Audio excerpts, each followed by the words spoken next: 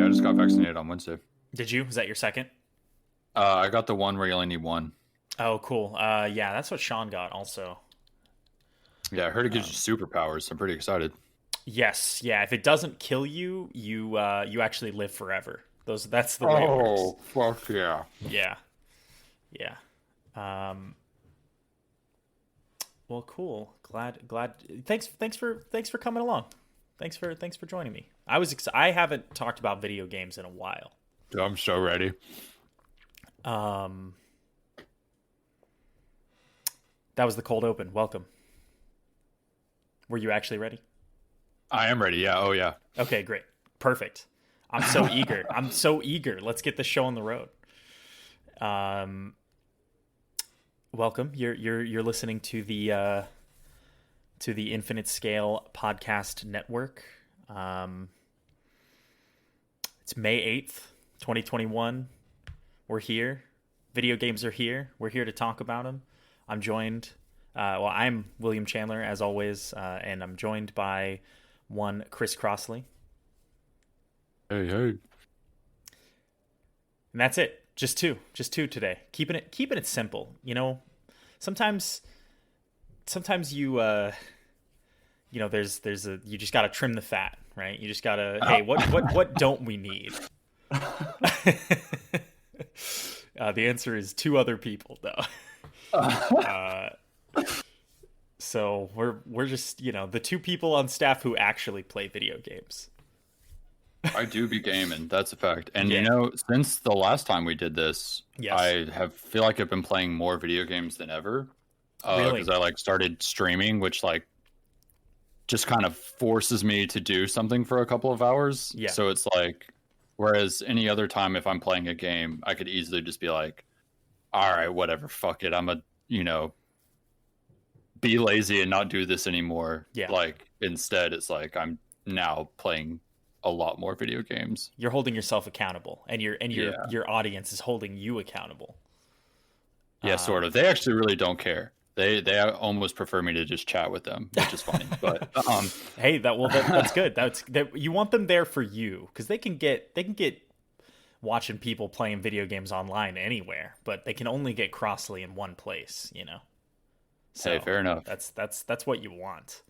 Well, cool, man. So we'll start with you then. What have you? What do you? Well, let's plug the Twitch channel really quick. I will say, by the way, that once I start my new job where I have weekends off, I intend to tune in, because you are on West Coast time, which makes you stream quite late, and I'm always working forever. So it kind of sucks in that way, because everybody I know is not here and on the different time, and I'm even streaming late for people here. I start at midnight my time, right? So it's even the people I know here are kind of already asleep. That's 2 a.m. my time. Yeah, that's I'm either already asleep or drunk. Yeah, it'd be like that, but I'm still having a good time. Yeah, good. I'm glad. Yes, I intend to tune in. What's the URL? What's the Twitch channel? Anime Game Bro. Nice. Yeah. You only play anime games? No, I just talk about a lot of anime and play a lot of anime music while the games are coming. Yeah. Okay. Thank you for clearing that up. What have you been playing, Crossley? Let's start with you. What's going on? Oh man, I think most recently what I've been playing is Returnal. A lot of Returnal. Okay, I have as well. I was hoping that you would say that. Oh yeah. Lay it out for the folks at home. What is Returnal? It is a new PS5 exclusive made by Housemarque. I don't know what other stuff they've made in the past other than Resogun, which was a PS4 exclusive, arcade shooter, spaceship twin stick shooter, and this is nothing like that. This is very AAA, nice looking visuals, very high quality looking game. Feels really good. Obviously a lot of work went into it, and it's a rogue third person shooter. I don't know what else to. It's almost like if Risk of Rain had a way bigger budget and you couldn't play with your friends. That's kind of what it, I guess, makes me think of, and It's had like like a really different vibe entirely. depressing Risk of Rain. Yeah, yeah, Yeah. Just to kind of give you, or I don't know, just to kind of close the loop here. So, Housemarque has pretty much entirely made arcade style games for the most part. Like, that was mostly what they were known for. I think their last game I didn't play, which was something called Matterfall.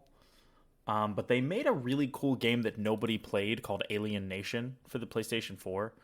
That was like it was like a cooperative top-down shooter, almost kind of like Helldivers, but a little bit less, maybe, I don't know, maybe infuriating. But yeah, less friendly fire. Yeah, I'm trying to remember. I don't think Alien Nation has friendly fire, but yes, yes, the key way that that everyone dies in yes, but yeah, so this is like a big departure for them. I was surprised, at least in terms of scope, I guess. It's funny how similar the gameplay of this game is to like a more arcadey shooter. I don't know if you feel that way, but I mean, I do. So basically, the gist is you play as a particular character whose name I never remember, by the way. Celine, I think is right. Yeah. And white lady. She really the characterization of her takes a pretty big backseat to the gameplay. Yeah, at least for a while. And the main thing, I think, that the gist of it is you're by trade a person who explores planets and catalogs them and the wildlife and the things that are on them, basically, for some company or corporation, right? You according to messages I've read in the little terminal in your ship, you basically, there was some sort of signal emanating from this planet. You came here, went there against the kind of advice of your comrades, and crash landed, and you wake up, and then you kind of explore the planet and fight hostile wildlife and whatever. I think the key thing that makes it a roguelike is that when you die, you completely start over, with the exception of a few things that carry over between runs, but for the most part, you lose everything. What do you think about that? I'm okay with it. Okay. But I do, I did think there was going to be more like permanent unlocks than there is, I guess. Yeah. But it's okay. I feel like it just is only unfortunate when the RNG is really against me, and it's like, okay, I just had 5 runs where I didn't find a new weapon.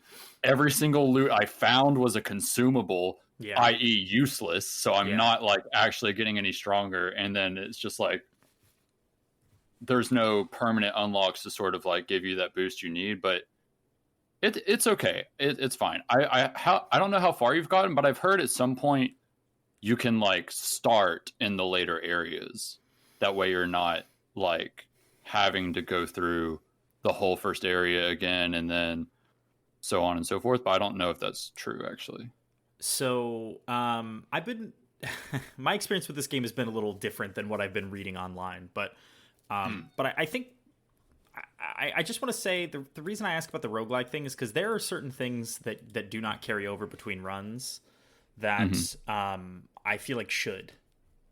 But just kind of as a baseline, I think like weapon proficiency should just carry over, in my opinion. But I don't know. Maybe that's like, I mean that's like a very high level mechanical thing that I'm sure they had numerous meetings about and whatever. But yeah, and that's where I think it's more of the arcade style as opposed to roguelike, is that in an arcade game, I mean, when you die, you're starting over. Yes, yeah. So but it's like, I mean, this game's a fucking nail biter. Like you are on edge. Yeah, at it's pretty so much true. every moment. Like that's the thing. I think that's the thing that makes it really hard to start over. It's kind of like, you know, I hate that I have to compare everything to Dark Souls, but I've been playing so much Demon Souls lately. I mean, it would basically be like if they only had one bonfire per area or something, or like every time you died, you went back to Firelink. Like it's you know, you feel a similar level of intensity in this game that you do in a Souls game, where you're just like, at any moment I could die if I'm not on top of my shit. Yeah. And I think it's really hard for me to emotionally want to do like multiple runs in one sitting for that reason. It depends, dude. If because I empathize so hard, but it's like I said, if I'm getting a bad run, then it's like, okay, whatever, that was a bad run, I can forget about that. But then if it's like, I'll be at the very beginning, and then I'll get the weapon I like the most, and then I'll get a thing that increases my maximum health, like right off the bat, and I'm like getting an artifact or two, and I'm like, okay, we're looking good. And then I go in a side room, and like a boss level entity appears and just immediately smashes me and like ruins what was potentially a good run because I wanted to go see if this side room had loot in it. And it's like, that hurts. That really hurts. Yeah, it doesn't feel good. I will say just really quickly, I think like just so I can get all the positives out of the way before I kind of start trashing on this game. It's beautiful. It's absolutely beautiful. It's ridiculously good looking. Lighting and everything, dude. The rain, the rain. Like, you like feel it in the controller. All of the haptics are amazing. I think the sound. Have you been playing with headphones on? I haven't played it with headphones on yet. You really should. I know. I keep forgetting. It has 3D audio. For some reason, I can't get my audio to play on stream with my headphones on, and I've only played it on stream so far. So I need to like figure that out, and I've been too lazy to do it. But yeah, I'll probably play it tonight with some headphones on, like on my own, and get that true experience I've been missing. Yeah, give it a shot, because I think that's like something that I think is like good audio has been missing in games for so long. Yeah. Like truly good audio, it's so rare, and I will say my experience playing the PS5 is like significantly improved with headphones for most games. So they did a good job for sure. Yes, especially if you have a headset that like well supports the 3D audio in terms of like clear channel separation and stuff like that, or you know, whatever. But yes, so, and I think the shooting feels really good. The controls are a little awkward at first. The dash on circle is an interesting choice. I've heard people are saying that they're switching that to like L1. I have thought about maybe switching something around, because I've noticed I like will be playing that game a lot without moving my camera, so I can do all the things that I need to do to stay alive. But then my camera ends up being in a weird position where I don't notice that a ledge is there, or that I'm about to walk into a wall and get stuck. Yeah. For so yeah, I definitely probably I don't know. Yeah, I've thought about tinkering around a little bit. I like the enemy design. I like the design of everything in general. Somebody said it reminds them of Prometheus. Yeah, I've heard that from a lot of a lot of people actually. They say the same thing. How do you feel? Or how do you feel about the L2 being like the halfway down and then the full way down? Do you like that? I don't think the half is like stiff enough. Like, I kind of got that too. When I'm like in the moment, I accidentally trigger it a lot. Yeah, especially if I haven't played in a couple days, I kind of forget. Yeah, totally. I'm with you on that. I kind of forgot about that until you mentioned it. So my key problem with this game, I think, could be summed up maybe in my like initial experience with it. Which is that for some reason, and I can't figure out why this is, I've only had I've only had okay. You start the game, your ship's crashed, you don't even know what's going on. They give you kind of like a tutorial. Mm-hmm. And then you encounter that first creature that's there's like a few of those dog creatures that you encounter with the pistol. You don't really get loot or anything. It feels like they're funneling you down a particular way, right? And then they kind of lead you to your death, basically. Yeah. I got really close to killing that thing. I want to know what happens if you do that. But, yeah. I didn't get close, but I was curious what would happen if I was good. It's like that werewolf at the beginning of Bloodborne. Yeah. Like the first time I died to that thing, I was like, I want to know what happens. But actually no, I was reading a Reddit post. The dude got to the second biome on his first run. First time playing the game, he got past the first boss. So I think you would just keep going in theory. Do they give you? I get, yeah. I mean, I suppose that is true, but I mean, like, it didn't. You know, the thing that was interesting about that, and maybe like I was just really curious about the structure of the game in that tutorial-ish kind of finger quotes tutorial thing, because like it felt like loot didn't come as quickly. Like it was like paced out. You know what I mean? Like after. So, okay, you die to that thing. Like, most people are going to die to that thing. Right. And then the kind of core conceit of the game is revealed, which is that your character wakes up and has memories of all that stuff happening, but you know, it basically gets another shot, Groundhog Day style. It's just tomorrow. Yeah, it's the game that came out last year that everybody loved, that I was kind of what was that called? Are we talking about Hades? Hades, right, yes, Hades. It's Hades. Sorry, I'm a fucking hater. So it's Hades, literally, without any of the charm. And so my very next run, I beat the first biome and got got most of the way through the second biome. Oh, nice.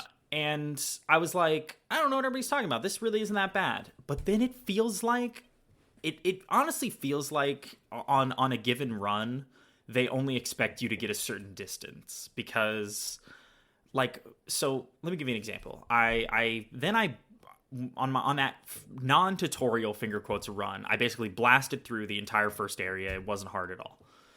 Got to the boss and it was pretty hard, right? Came out of that basically dead.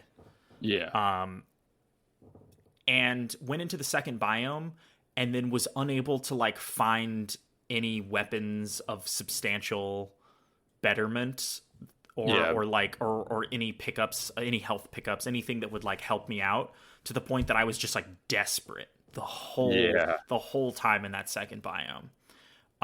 Like just clinging on, like just near death the whole time, and then made it to that like first little like cutscene mini boss in the second area and died.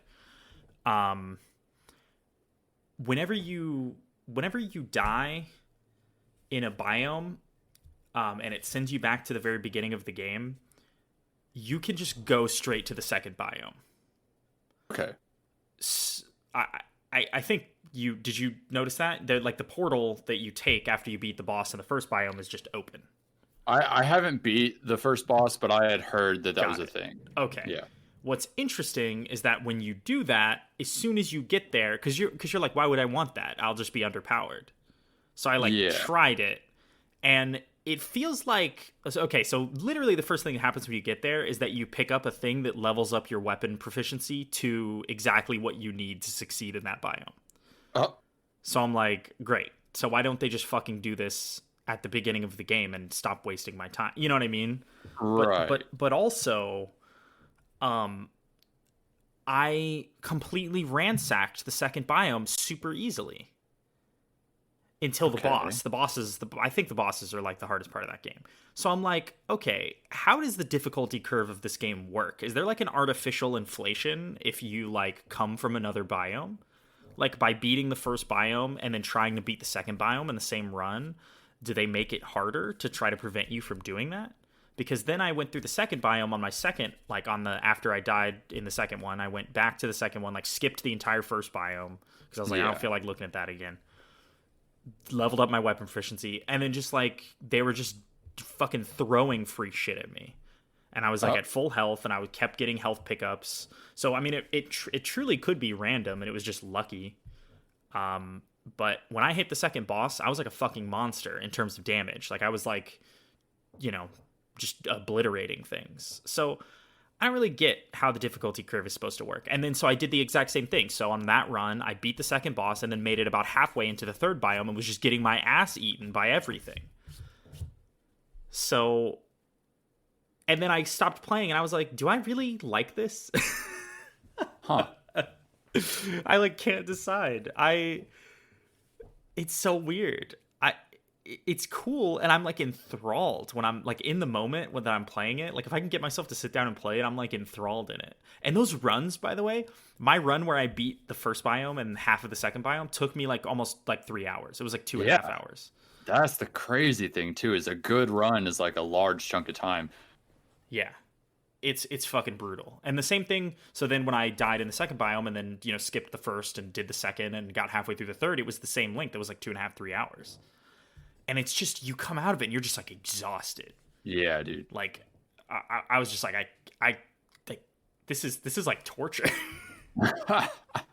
You definitely feel it. Yeah.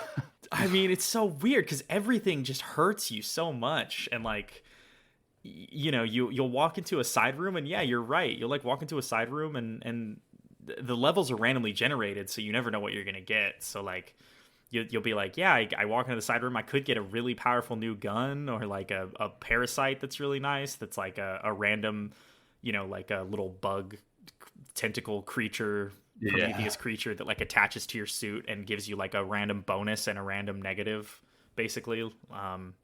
It'll be shit like your melee does 200% more damage, but you also take, you know, more damage physically or whatever, that kind of thing. Yeah, and you know, it could be one of those things, or it could be a room of fuckers that's gonna mow you down. Like it's just, yeah, everything's just anxiety inducing. Yeah, I truly, this is like, I give them props on this game because it is one of the most bewildering things I've played in a really long time. Like it is very like, I truly don't know how I feel about it. Yeah, that. So how many runs have you done? Oh man, I feel like I've done a lot. I don't know off the top of my head, but I've definitely done a lot. But I've done a lot of short ones. Because, dude, I mean, it's, I don't know. My luck is like all the way bad or all the way good. There's like no in between. Yeah. So I have like a bunch of short runs and then I have like a handful of really long runs. And I have only made it to the boss twice somehow. I don't know. I get really unlucky. It's so crazy. But then when I make it to the boss, honestly, I don't have much trouble with. I have a lot more trouble with like the mini bosses throughout the first area when I don't have like a better weapon. Yeah. That's like when I'm struggling the most. But by the time I get to the boss, I'm usually okay. That usually means I had a decent run. Right. And then the first time I made it to the boss, I just didn't have any health. Yeah. So I lost. And then the second time was literally all my fault. I was like full health, totally stacked, had a max health upgrade. Like it was really decent. And I totally smashed him on his first two like health bars. And then the third health bar, I just got like really cocky because I was doing so well. And he basically just destroyed me. Yeah. It doesn't take a lot. Yeah, it doesn't. Like, you really have to... I mean, I think the thing that's really interesting, you know, this game visually is it's realistic, right? Like, the art style is like shooting for kind of realism, like fantastical realism, right? But then you get into a boss fight or, like, just a fight in general, and it's just gigantic red orbs floating across your it's like Nier or something. Like there's just, it is. That is so like funny. Big ass red orbs like flying at you, and you're just dodging, weaving in and out of them. You have a dash that has iframes. I think the thing that makes this game really interesting is you can only have one weapon at a time. Yeah, I was wondering if that was going to change, but I guess it doesn't. As far as I've gone, no. But maybe, I mean, I wouldn't write anything off, I guess, but I was thinking about like other roguelikes, which is what I most commonly associate like close to this, and you don't have other weapons in those either usually. That's true. Yeah, kind of that is just have true. what you have. So I guess that's where I kind of justified it in my mind. But this game specifically, I really wish I had a second weapon like at all times. Yeah, yeah, and I think I like the alt fire system that they Hmm. have. Like, I think that stuff's really cool. Like, randomly, guns are generated randomly, so they have different stats and different perks. Even two of the same gun at the same level might have a different alt fire, or might have a different perk, or Yeah. even might have different stats. Like, you'll pick one that's like they're both 6-star assault rifles, but one has more damage and less recoil for some reason, or Right. whatever. Yeah. Yeah. It's just trade offs. It's basically about what you want. I came across an assault rifle that had a perk where it like winds up, like it starts off shooting really slow, and the longer you hold it down, it like turns into like a minigun. Yeah. I got the gun that shoots like the little red, like energy pikes out, and then they like static together. I got a version of that last night. You can only shoot it twice and then it has to reload. That's cool. But when you shoot it, it shoots out like a shotgun of like 5 spikes that immediately start like doing the electricity between each other. Oh, weird. So when you shoot it twice, like bang bang, you have 10 spikes like everywhere. Oh, that's fucking cool. Like, yeah, it was so strong. Huh. It was crazy. Yeah, do you have a favorite? You have a favorite weapon right now? It's the one I just mentioned, the one that shoots out the spikes. Okay, that thing is, I don't know how they came up with that, but it's so cool. Yeah, I kind of like every gun. I almost always just abandon whatever gun I'm using for one that's a higher star. I do too, other than the shotgun. Unless the shotgun, like last night, I found a shotgun that was literally like, I think a 6-star, and I had like a 2-star, so I was like, okay, well, I kind of have to take that. But I do not like the shotgun. I die almost immediately every time I start using it. I'm not good with it. It's high risk, high reward in that game. For me, like, I'm just better with the melee. I don't know. At that point, I would rather just melee them. That's funny. I almost never use the melee. Dude, it's so broken. It one-shots everything. Does it really? I almost never use it. That's so interesting. Yeah, I'm playing. That is one thing that I feel like has been something I've noticed. Like, I've been playing. I've now played through Demon Souls almost 3 times. Really? I need to fucking sit down and finish that. I'm still in the Tower of Latria, just hating my life. Yeah, it's fucking terrible. Yeah, I mean, I'm getting to the point where I could basically speedrun that game because I like have it memorized. But damn, it like, I've realized my first time playing through games that make me anxious, I'm overly cautious. Yeah. So like my first time through Demon Souls, I was very cautious. I think I do that in the first time through any Souls game. I always play like big, heavy, two-handed weapon guy because I want to like stun lock everything. You know what I mean? Like big swings and like I big range. That way I never have to get close to anything. And I feel like I'm playing Returnal that way as well, where I'm just like, I'm staying on the opposite side of the arena from everything that wants to hurt me. Yeah. But I don't know. So you seem like you're into it. You're liking it. I think this game is amazing. Yes. Okay. I do also think this game is not perfect. Yeah. For sure. But the gameplay itself is so satisfying. Yeah, it really is. And then just they do so many small, cool little things, right? Like the mini map. Hello, it's cool. Very cool. It's very cool. Just the little thing around your character when like there's an enemy or an attack getting near you. Very cool. Yeah, like it does so much right, and it is so fun. I honestly feel like this. I hope they update this game with extra things like new modes, like different ways to approach what they've already created.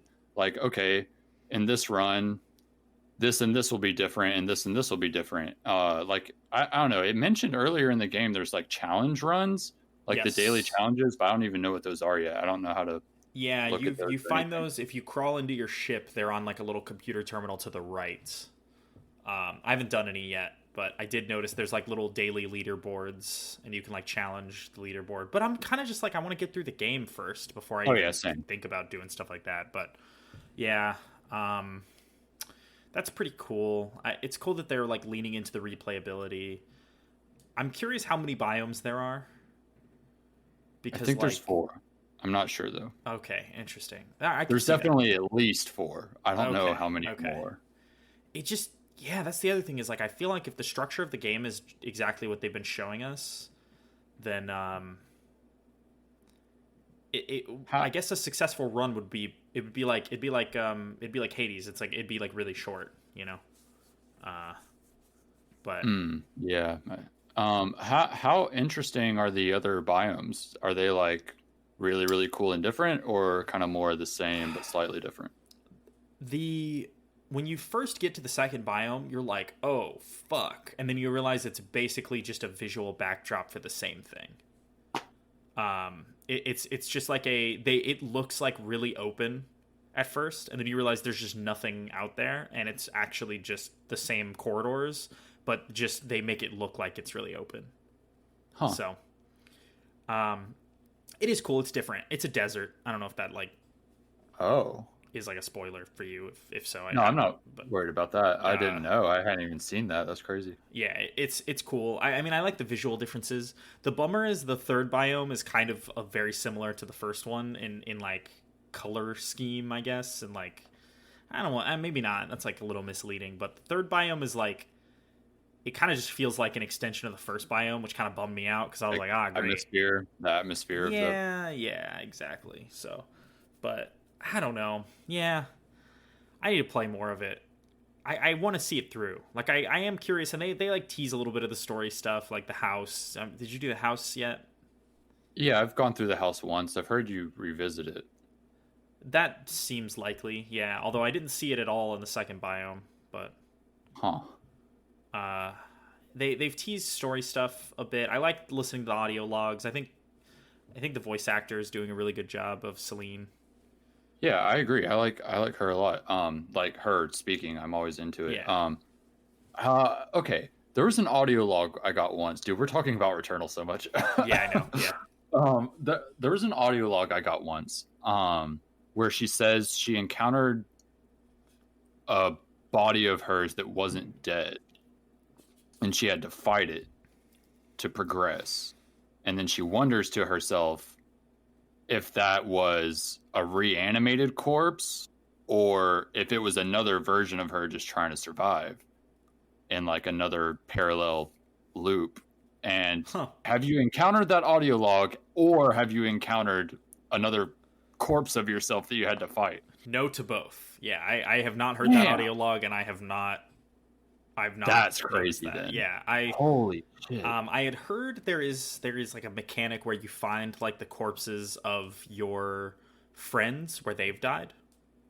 Yeah, I've seen a clip of that. They Okay. showed it off on like one of their official And things where they it's were just. not like that. Like you don't fight it or No, anything. that It's that is you finding another player that died, and then you can choose to loot their body or avenge their body. And if you loot, you just get some like ether or money or whatever, yeah. something. And Yeah. then if you avenge, you fight like a hard version of whatever killed them, like a big Mm, nasty. And if you beat that, I assume you get better loot. But he didn't beat that; he got killed immediately. interesting. Okay. Huh. And I've never encountered that myself. I've only seen I the haven't clip either. of it. Yeah. Yeah. I haven't either. They Okay. said in the most recent patch notes that they're updating how often you find audio logs and other weird stuff like that because Got it's it. obviously very rare. So Yeah. that's nice. That's cool. Yeah. Yeah. I heard there was a bad patch that went into that game recently. It was like corrupting people's saves. Did you hear about that? Oh no, I haven't. Yeah, they apparently like patched and then hot fixed it in the same day, so it shouldn't have been like a big deal, but some people definitely got fucked over on that. Um, Interesting. What do you think about the no saves mid run? That's now been that I like a know you can just start at the second biome, I'm not bothered by it at all. But yeah. yeah, I mean, spending a couple hours in the first biome, if I ever would have made it to the second biome and like started making progress, I probably would have been like, yeah, I'm kind of ready to take a break. Like, Yeah. and then if I couldn't have saved, that maybe would have been a bummer. But now that I know I can always just start at the second biome or the third one if I make it to that, Yeah, I'm well, not. I don't want to mislead you. Like the path, so the realistically, when you the path to the second biome after you've beaten the first boss is short, but it's not like immediate. So there is still a little bit of the first biome you have to play through. Okay. And then I haven't done it again after my run where I beat the second boss and got into the third biome, but like the second the entrance to the third biome and the second biome is really fucking far. Now maybe they smudged the numbers a little bit when they know you're returning after completing an area to make the entrance closer. I can't tell you, but yeah, if like you could get to the second biome really quick, but if the third biome entrance is similarly deep into the second biome like it was when I did it, then that's going to be annoying. So like, how do you mean? I'm having trouble visualizing. So like, I beat the first boss, right? Yeah. And I skipped the first biome on the run after that, and went straight into the second biome, which was like not even 10 minutes in the first biome. Okay. The second biome, playing through the whole thing and beating the boss took like another 2 hours, right? Right. And then you get like basically a thing from that boss that lets you move on to the next area. Okay. The next area's entrance is basically next door to the boss, which was not the case in the first biome. So if you have to do that whole thing again, that trek is really fucking far. I see. Unless they just make it like they might just make it random or whatever, or kind of like fudge the background numbers where they're like, now that you've beaten the second biome, we'll generate the entrance to the third biome earlier in the second biome or something like that. I could see that, but it's hard to say right now because I haven't gone back to it. But like that would be a long run, even skipping the first biome, you know. So right. I don't know. It's the game is so weird. Like the fact that we could talk about it for this long. I mean, and I feel like maybe if you're listening to this and you haven't played this game, you might be really confused because it's like a hard game to talk about. Yeah. And I sound really down on it. Like I do like it. I just don't know how much I like it.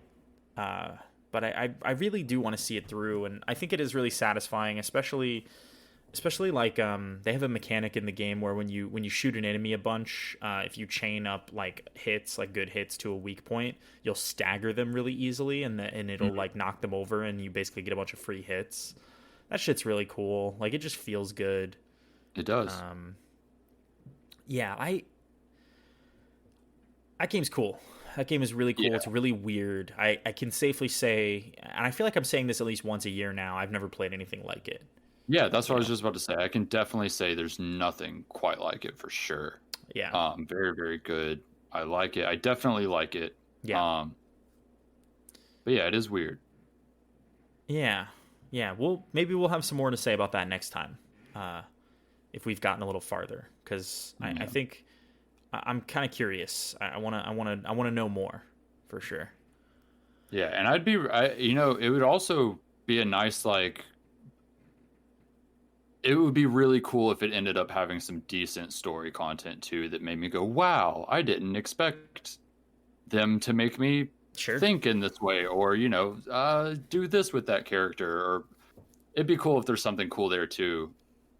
Yeah. Just for the bonus points, They're teasing some shit. That's for sure. Yeah. Yeah. Cool. Because I'm not interested in the story right now, basically.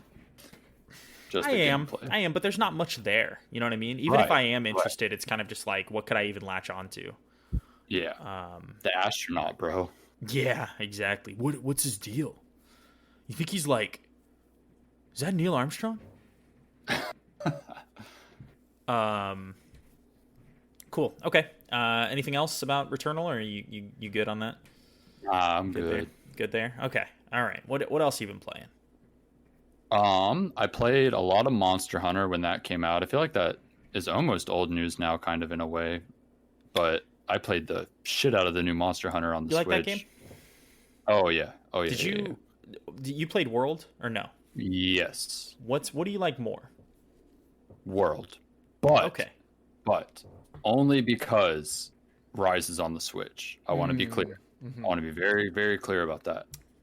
And Rise very much feels like a successor to World, where I wasn't expecting that kind of. I don't know if you know, but like World was like, I don't know if made by a different team is accurate, but it was definitely made for a different, like, the Western audience, and like kind of shifted around and got a bunch of quality of life changes. Change. It was a big change for the series. And then this one is like some weird step backwards because it is similar to the old games in ways, but they obviously pulled a lot from World. Yeah. And then added to that. So it's like, I like the dog. Yeah. Cool. Okay, wait. So have you played it? I bought it and have not turned it on. Okay. Yeah. But I kind of know what I'm getting into. Yeah, I like the dog. It's a cool way to traverse the map now. And then the like wire bug thing, I don't know how much you know about that. I was very iffy about it at first, but no, it's genius. Once you get the hang of it, you literally, I mean, it's so crazy how you can just fly around like Spider-Man in a Monster Hunter game. That's cool. It's very, very satisfying. And then, so all the weapons basically just have a lot more options now because of the wire bugs as well. That essentially just like added to the combo list basically of stuff you can do with the weapons. Yeah, it looked like you could like hook onto the monster and then jump on their back and like, or like chain attacks with the wire bugs. Like, it seemed really cool. Yes. I like the additional mobility. Because that's the thing about that game is that it's always been a very like slow and plodding experience, right? So for them to add such a like the dog where you can mount on it and then like ride through the area much faster. It's a very it's all moving a lot faster. Like the whole process of I'm at the place with my friends, we eat our meals, we go on the quest, we hunt the monster and go back. Like that gameplay loop is a lot quicker now. Cool. And it feels good. Yeah. And even like they've improved on the stuff like, when you are like picking up resources on the map, like you just do that instantly now. You don't have to sit there and like touch it for like 5 to 10 seconds and then gather one and then do that again. You literally like slap the fucking material, like the plant, and then it's like, oh yeah, I got it. And then you keep going. And you can do that while you're running on the dog. So you just run past the loot on the map you want to gather, touch it once, and then just keep going. It's like, oh man. Yeah. That's crazy. I'm surprised there isn't like a huge outcry from the Monster Hunter community going like, this is for fucking babies or casuals. Like that's insane.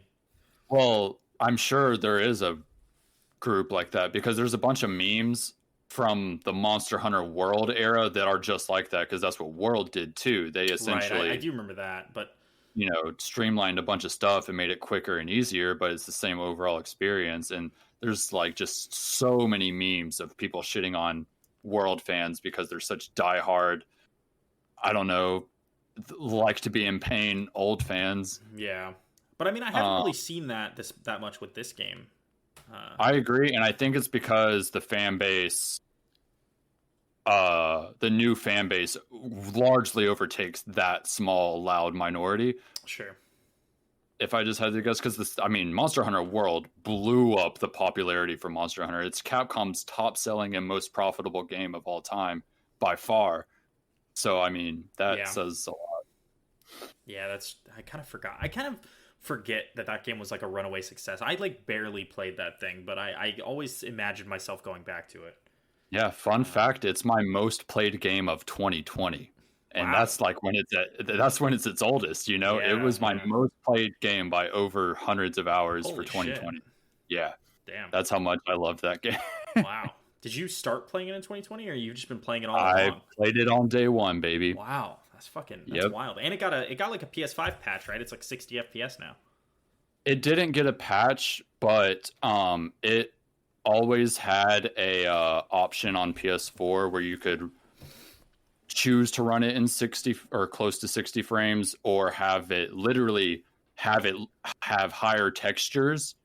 Like the textures are a different quality and then it'll just run a lot worse. And so on the PS5, you can just set it to the higher texture mode and then it'll still run in 60 frames. Oh, cool. So it didn't get an upgrade. It just literally looks and runs better on PS5. Nice. That's cool. Yeah. Nice. Yeah. So that's cool. I'd like to play both of those games. Monster Hunter is one of those franchises that I had it on the PS2, like the very first game, and as a kid, and loved it, except for the fact that I was scared of like the Rathalos and all like the big monsters. Oh, that's funny. Yeah. But yeah, did you? Okay, this is the real test. This is the real test, because I don't recall this being a thing in World. Is there a quest early on where you have to carry a giant egg stealthily out of a nest? That is in World, and that is in Rise. Okay, I don't remember it in World, but maybe I just didn't play that. Yeah, far. it's a side quest. You would have to like go out of your way to talk to the person to get the quest, and then go out of your way to do the quest. That's like the moment that I always am like, why am I playing these games? Like in the old 3DS ones, and like you even said that because when I was playing it the other night, Merced was watching. Oh, nice. And he's like a big Monster Hunter cuck, and he like brought up the egg quest, and I was like, you know what? One big shout out to this game is they haven't done a single one of those yet. And then right after I said that, I got a mandatory one to do that, and I was like, well, spoke too soon. That's so fucked. Yeah. I don't know what it is about the fucking eggs. I hate that shit, dude. Yeah, it's terrible. I went on a whole rant too. I was like, you know what they shouldn't do in a game called Monster Hunter? Anything but hunt monsters. Yeah, pretty much. Yeah. Monster Hunter Gatherer. Yeah. True. That's the name. That's the title. That's the title right there. Yeah. Did you know about the other like game mode they've added to this new game for Monster Hunter, where it's like a tower defense mode, basically? Oh yeah, I heard people hate that shit. I don't love it, but it's not bad. It's actually kind of fun, but I've heard it's horrible by yourself. I haven't done it alone. I see. You've been playing all co-op, so you're like, like, that shit's fine. Yeah, it's fun. It's cool. You and your homie. It's like, I mean, I'm sure you've played those other games of old, like Sanctum and stuff, where it's like you on the tower defense map running around building your towers and then also fighting the things. It's basically that, but Monster Hunter, and that's a pretty cool concept. I mean, it works. I didn't play much of that stuff. I think the only thing I played that was like that Orcs Must Die or whatever. Yeah. Interesting. That's cool. Yeah, one day I paid $60 for that game. I should probably play it. Moving on. Yeah. Anything else? Anything else you've been playing? Dude, I've been playing so many things. What have you been playing? I'm gonna be honest. I have done nothing in the past. Okay, well that's not true. I played Republic Commando. Oh, was it a good port or was it a bad port? It's okay. It's. I think aiming with a controller. The last time I played that game, I played it on PC, like maybe 10 plus years ago. Right. It's kind of iffy on a controller, but it runs well. That game's just janky. It's hard to remember. That's what I was going to add. It's hard to remember if the jank it works. It works, but most of the jank is like visual or audio in nature. But it's hard to remember if that game was just janky back then, because that was like kind of the era of game jank. It was. Or like, I never finished it because of the jank. Yeah. So this must be a good port, and it was just always janky. Thank God. Yeah. I'm playing through. I'm like halfway through it. I'm really enjoying it. So, the only thing I've been playing, I'm chasing the platinum in Demon's Souls. So, this guy. I am 3 trophies away. And unfortunately, what are they? Is it crazy shit like World Tendency? Dude, I'm done with that, thankfully. But that was the trophy. A trophy. There's a trophy that is collect every ring in the game. Of course. And you have to do it on one character, I realized. Yep. Mm-hmm. You can't do it across all of your characters, and that means you have to have one character do all of the you have to have it requires multiple playthroughs, right? On the same character, basically. That wouldn't, actually. There is a way to do it in one playthrough. You just have to do everything exactly right. But basically, so you need to do everything to get all of your world and character, like you need to get world and character tendencies to like bright white, and then right before you go into New Game Plus, get everything back down to like the dark black or whatever the darkest is. God. Yeah.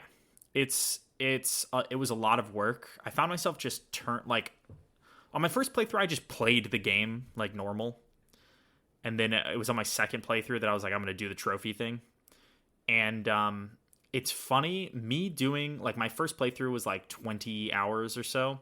Me doing the trophy hunt on my second playthrough still clocked my playthrough time at like 5 hours less, which is funny. Wow. It was like 15 hours, but it I think part of it is that I did a spell sword build, which was like I got a crescent falchion and I could basically like mow down any regular enemy in like 2 hits.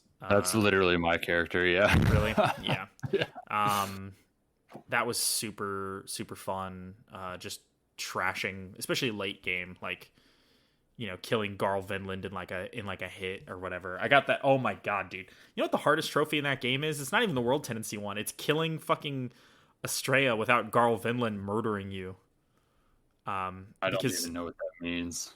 Oh, that's right. You haven't gotten that far. Fuck. There's a trophy for killing. So like, there's a boss where the boss actually isn't the guy that's trying to kill you. Like you like go into the arena and there's like a guy in heavy armor and a big hammer, and you can kill him or not. The boss is actually a defenseless person behind him. And the trophy is for killing the defenseless person without killing the protector, Garl Vinland. And I died maybe 8 times trying to do that. It was fucking terrible. Yeah, but anyway, so yes, I am 3 trophies away. The trophies I have left are, I'm sure this is so exciting for everyone to listen to. The trophies I have left are get all spells, which it turns out you cannot do in one playthrough, which really sucks. So they really fucked me over on that. There's the all miracles one I did on my first playthrough, because nice. I was a temple knight, so I was like a 2-hander, and then I had miracles, and you can get all miracles in one playthrough, so that's an easy one. There's a miracle I highly recommend if you're not already too late. There's a miracle you can get called Second Chance, where if you die, you just revive with half your health. That's crazy. Yeah, I recommend it highly. Highly recommend it. Get your faith. I think it's 18 faith or something like that to cast it. But yeah, if Who it'll be Saint.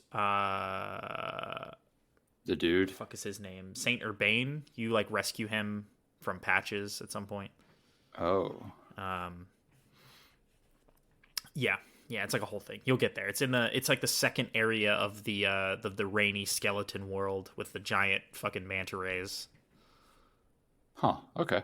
Yeah, it's the area right after the Archstone, right after the Tower of Latria. So. Gotcha. You can also do it in any order, by the way. I'd recommend doing that area before Latria. I saved Latria for last. I was too.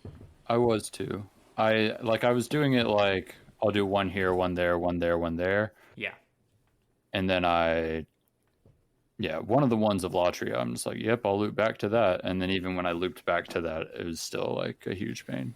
Is it the first one where you? No, it's the one prison? Where you're like up. Oh yeah. And it's essentially a platforming challenge. It's literally the one that I feel like inspires your comment that the whole game is just Sin's Fortress, because that area is essentially like, I hope you don't fall. Yeah, for sure. Especially, man, wait till you get to the boss there. Oh, I have. That's the problem. Is the boss. The boss is the issue. I got through the area finally, but the boss is just. I literally don't understand it. Is there a gimmick to it? There is a trick that makes it. It kind of breaks the game. Please. So I would literally be playing Demon Souls if I could just beat that stupid fucking boss. Yeah. Do you have? I mean, you can also summon me if you want. Do you have the Thief's Ring? What does it do? The Thief's Ring makes you undetectable to enemies of a certain distance. I think so. So not sure. If you're gonna fight him in soul form, which either way is fine, but I run through most of the game in soul form. I actually kill myself in the Nexus, so dying because Right. you lose world tendency in a world if you die there. So I will just Right. kill myself in the Nexus, so I don't risk losing any world tendency. But yeah, put the Thief's Ring on, and then when the second Man-Eater spawns, run to the opposite side of the arena, and only one of them will follow you, and then the other one will just stand around on the other side. You could just wail on one. Okay. Okay. Yeah, the Thief's Ring actually breaks like most of the bosses in that game. Damn. There's like a boss way later in one of the areas that is blind and uses like it kind of senses you and uses sound and stuff. And if you put the Thief's Ring on, you're basically invisible.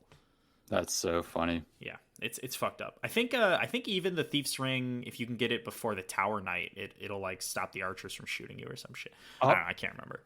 There's like a lot. Yeah. That you can. That Demon Souls is the one that's easiest to break, for sure. Well, it's because like all the bosses have a gimmick, like a built-in, it's true. Yeah, it's easy way to beat them, right? Yeah, that's honestly completely true. Um. With the exception of Flame Lurker, so that makes him automatically the hardest boss in the game. But Oh wow. yeah. Yes, I like that game. I was enjoying it too until that boss we were just talking about. Yeah, it's funny coming back to it now after playing it on the PS3 when it was new and being so like bamboozled by it, like just feeling so confused by whatever I was playing. Yeah. But yeah, so that's kind of mostly what I've been doing. I'm eager to because that new Ratchet and Clank is coming out soon. I think I want to play through the 2016 one finally. I tried, man. I don't like that game, but I want to. Yeah, me either. I re-downloaded it like literally a week or two ago. I was like, you know what? I'm gonna do it. And I played it for like 5 to 10 minutes, and I was like, you know what? I'm gonna delete this. Wow, really, man, that bad? It's not Fuck. very. I don't want to say it's bad, but it's definitely not fun or and doesn't feel good, especially compared to everything else on that same console. It's just like, why would I literally play this when the controller's not even vibrating very hard? Like, come on. You're like, bro, I paid money for this fucking extra vibrating controller. It better vibrate. On God, dude. Man, that you played it after they did the 60 FPS patch then, huh? No, it was actually right before that. Like the day, so it was like a month or so ago. That might make a big difference. That might make a big difference. I was wondering. I didn't want to like make the same mistake where I download it and then play it for 5 minutes and not like it. But I might, honestly might. That was my biggest problem with it at launch, was that it just felt like I was walking around in fucking gravy all the time. Like it was just so sluggish. Yeah, a lot of people on Twitter are saying it actually helps a lot. So that made me.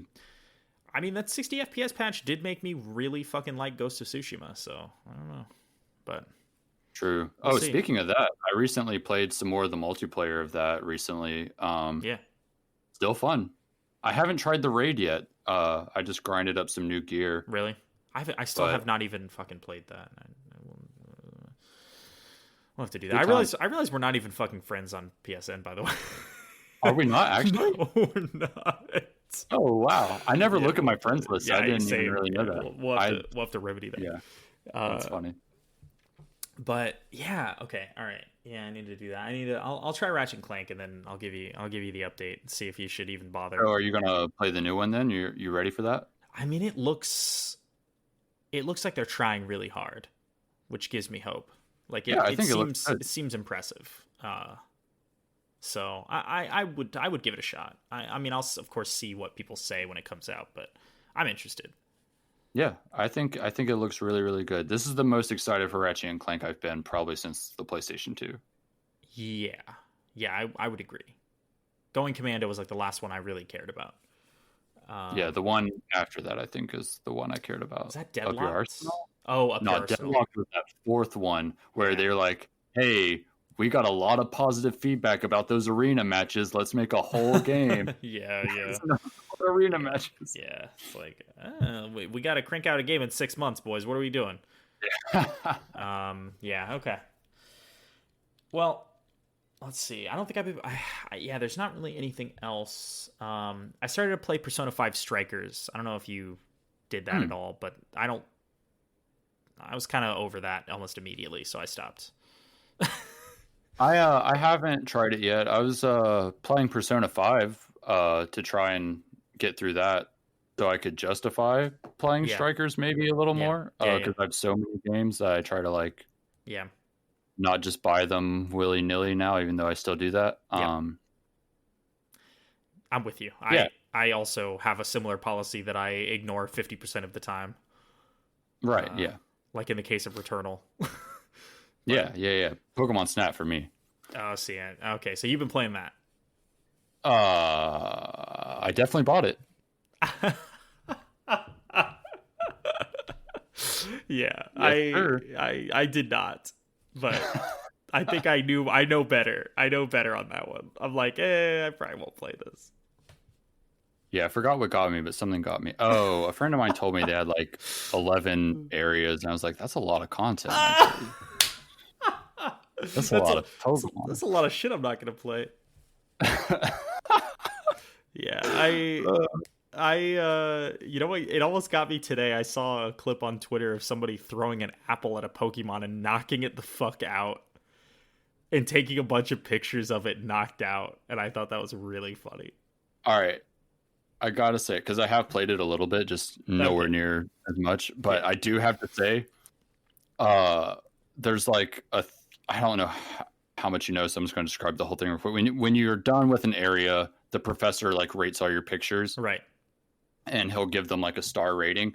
All of my highest rating pictures, hands down, were the ones where I threw apples at the Pokemon and then took a picture of their reaction. And I'm like, what is this fucking game trying to tell me to do?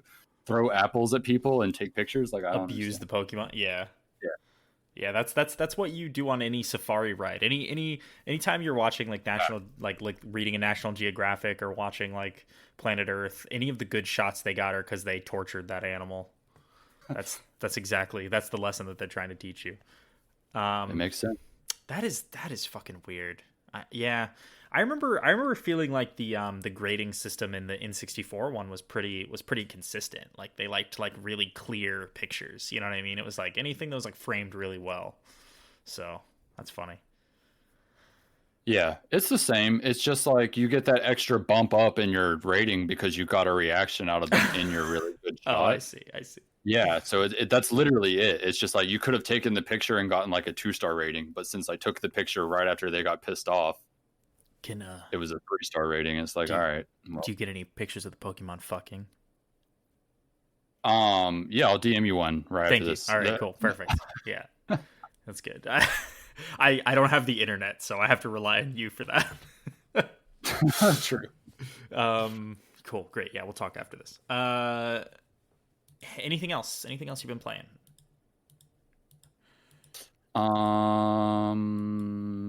Nier, I played some of that. A decent amount. It kind of got overshadowed by Returnal a little bit. I forgot about that game. Yeah, but I never played the original. Big fan of Automata or Automata. Sure. However, and yeah, I'm enjoying it so far. It's actually really fun. I'm surprised. I don't know how bad the gameplay was before, but they fucking hella polished it this time around. Yeah. I played a little bit of Nier Gestalt back in the day, which was the American release of the original Nier.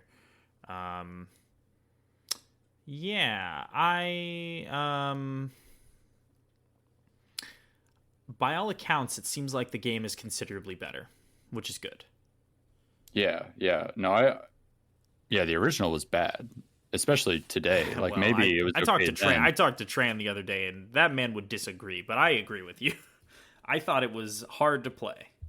It is, yeah, for sure. Did you play Automata? I did. I got all the endings in Automata, despite everything in my body telling me to stop at every moment. Yeah, then I think you would like Replicant. I mean, they definitely redid. Is that what you got out of that? You think so? As a video game, I mean, yeah. If you enjoyed Automata, I think you'll enjoy Replicant because I didn't enjoy Automata. I didn't. I saw it through because I felt like I needed to. I needed to know. I liked the story. I liked the story actually. I thought it was really well written, and I wanted to know what happened.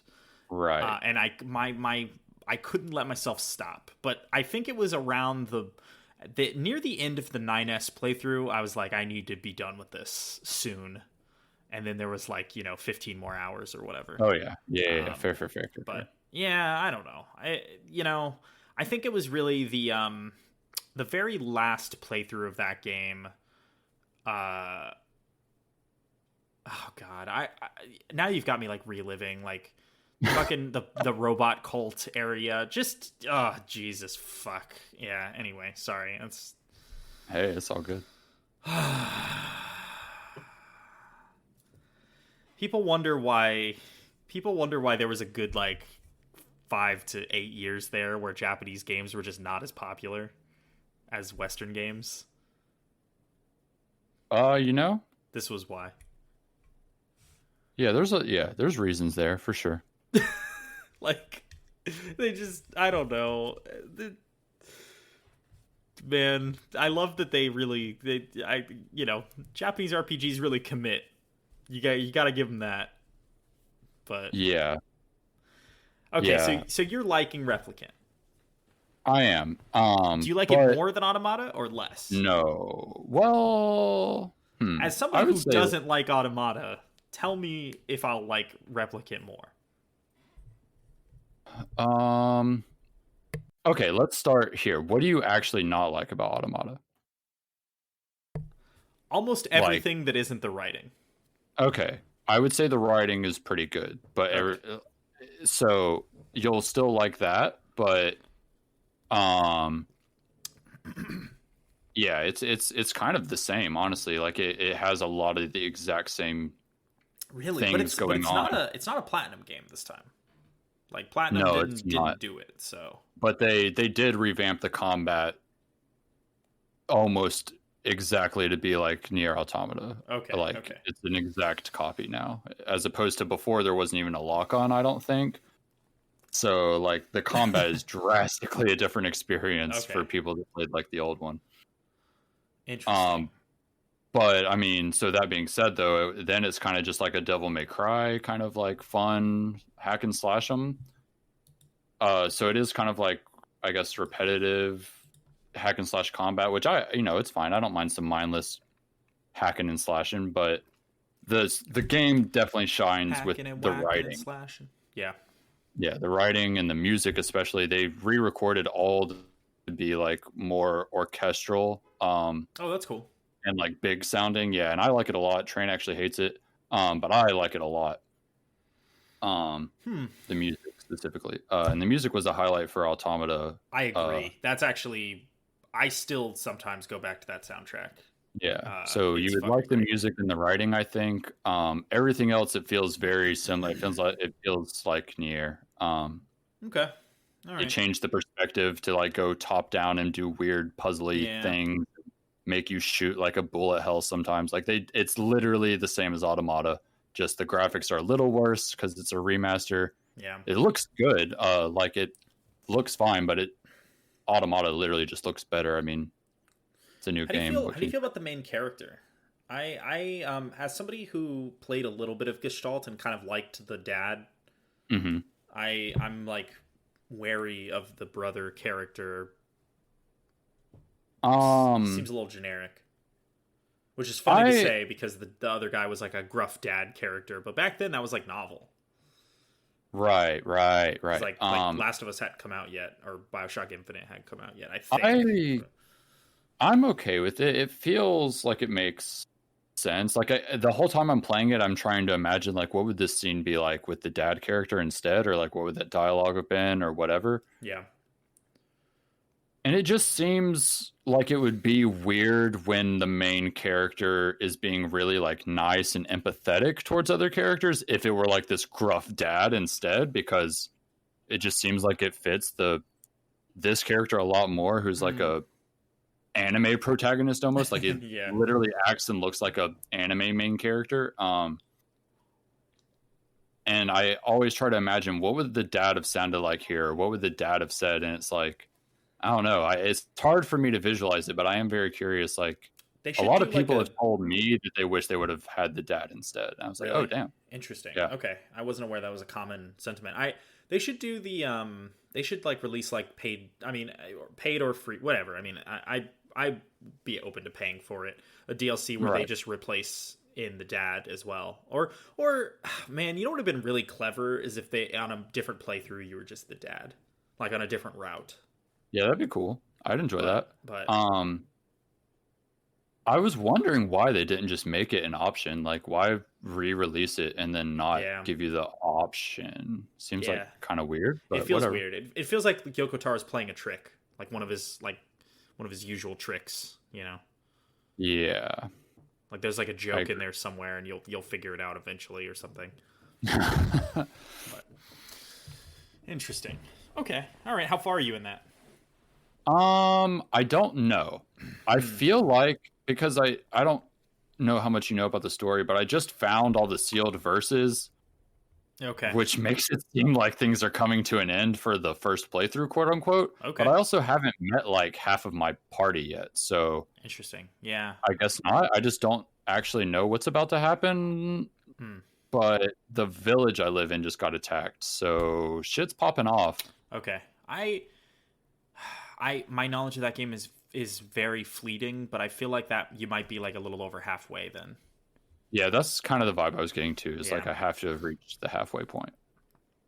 Cool. Okay. Nice. Well, one day I will trick myself into playing that. One day, when you're ready. I know I'll like at least the first playthrough, and then it's the subsequent ones that I will force myself to play through that I don't really want to play through, but I need to know what happens, and then I'll hate the game by the end. Which is kind of how I felt with Automata. But you know, the stuff at the end of Automata made all that frustration worth it, I think, in some sense. Very profound. Very profound. Kind of agree. Game. Yeah. I feel like this one's not going to do that. I feel like whereas Automata leans more towards the thought-provoking and philosophical things, this one is going to lean a lot more towards the I'm so sad and depressed and want to die kind of nihilism vibe. Yeah. Yeah.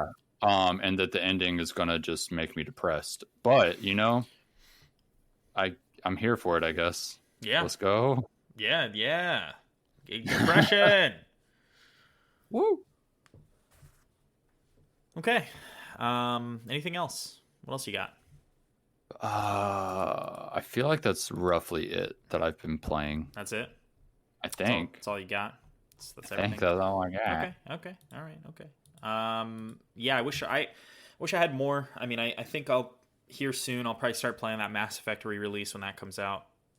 I'm excited about that. I've been debating that really hard. I am an EA Play subscriber, so I get it either way. I didn't even think about that. So I could just subscribe and play it and unsubscribe? Yeah, for $15, you can just play all the Mass Effect games and then unsubscribe if you want. Oh, that's definitely the move. Yeah. How much more do I have to add on to my Game Pass to play it? Because EA Play is thrown in, right? It's included, but I don't know if it's... I don't know that question. I pay for them separately. This guy. Yeah, but the only reason I do that is because I pay for the PC only Game Pass because I don't care about the Xbox one. So yeah. So I pay, what is it, like $8 or $10 or whatever for PC Game Pass, and then I pay $15 for EA Play Pro, and that just makes more sense than me paying $15 for Game Pass Ultimate. But yeah, I'm excited for that, and I will dip into that. I kind of stalled playing. I was playing through Dragon Age Inquisition, and that game's a lot worse than I remember. So I think I might. Isn't it kind of sad how the gameplay is just like? It really exhausting. It does. It makes me want to take a fucking nap playing. Yeah, that bro. Game. Actually, like huge vibes. But the story is really good. So good. It makes everything, but like I played through that game back in the day and never played through the DLC, so that's kind of the main reason. Same. Like I played through all of Dragon Age 1 and 2, you already know that. So I imported my save in Inquisition, and everything was like coming together, and I was feeling good about it, and then I'm like, Jesus, this game's boring. But I don't know. We'll see. It's long. It's really long. Yeah. But So wait, I was about to ask something. Okay, yeah. And Mass Effect, Mm-hmm. are you gonna basically like do a bunch of different things and like see a bunch of different outcomes, or have you already like played Mass Effect a bunch of times? I Because I've played. only played through it all once, Yeah. and so I like was like pure, Paragon, like super good male ship the whole way through. Mm-hmm. Like I remember all my major decisions, and I plan on like totally just like doing a bunch of different Yeah. things this time. Always male ship, bro. No offense to Jennifer Hale, but I like male ship. He's cool. Yeah, he's like, Um, I don't know, he's iconic to me, whereas femship just isn't, yeah. sadly. Yeah. Glad she's an option, but it, yeah, the male shepherd is like It's what I funny. think of I've when I. heard people say exactly the opposite. I think that's really funny. I think they started leaning more into fem shep at Mass Effect 2. Yeah, they did. But I agree with you. But so I've played through Mass Effect 1 maybe 3 times. Okay. That's my favorite. So that's what I'm most excited to play through again. The last time I played through it was probably maybe 6 years ago. Huh. Game's rough now. It like doesn't run that well on modern PCs. There's like a lot of rough edges, so I hope this kind of smooths those out. I've only played through Mass Effect 2 one time, and I have never played through Mass Effect 3. I've never even played it. What? Yeah, You're joking. no, I'm serious. What happened? A lot, to be honest. So I got a red ring back in the day on 360 and lost my save and didn't want to play through all of them again, so I just didn't, basically. That's understandable. Yeah, between the release of Mass Effect 2 and 3, I got a red ring and had to get a new Xbox. And then I just didn't feel like playing through them all again. So, yeah, that was kind of that. So I'm actually looking forward to playing through the whole trilogy, like, for the first time, really. Like, I've never played Mass Effect 3, so. Yeah, right on. That is really cool. But, so, I love Mass Effect 1. I'm fucking stoked about that. That is, like, in my top 10 games for sure. Yeah, Mass Effect 1 was really something special. There's so many moments of that specific game that I remember, like, I would literally get chills when it happened, and I was like, oh, yeah, dude. fuck, that was really fucking cool sci-fi shit. Like, god yes. Damn. Yeah, dude. You know what's the this is weird to say, but Novaria, when you first get on Novaria and you're like in the spaceport, like talking to everybody and it's like snowy outside, that is the coziest shit in the entire universe. I don't remember that scene. That's that's like the ice planet, like the very cold planet. When you first land there, before you like go out on your expedition to like the lab where was it the Ragnar? The face huggers. They're like big lobsters. Anyway, before you go fuck up the big lobsters, you're like in a spaceport. It's like a trade hub. And there's like, I distinctly remember there being like frosted windows for some reason. I don't know why I remember that. It's just like, I don't know. Mass Effect 1 and KOTOR 1 are very cozy games for me. So KOTOR, we need to get that KOTOR 1 re-release next.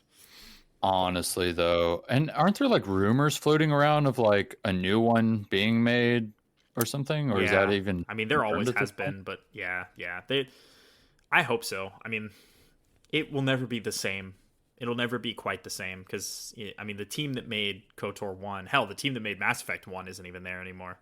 But yeah, Jade Empire re-release also. Come on, guys, that game's fucking awesome. Anyway.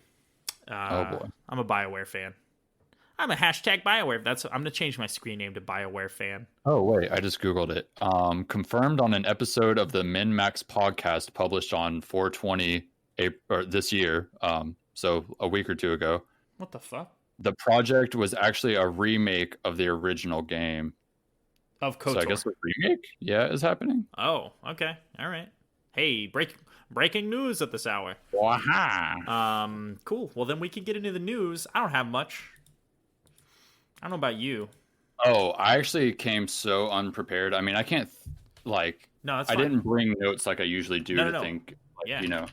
You're good, dude. But... I really only have because like all the Apple Epic stuff has been going on, which I haven't really Yeah. been keeping up with, and I feel like that's been most of the news.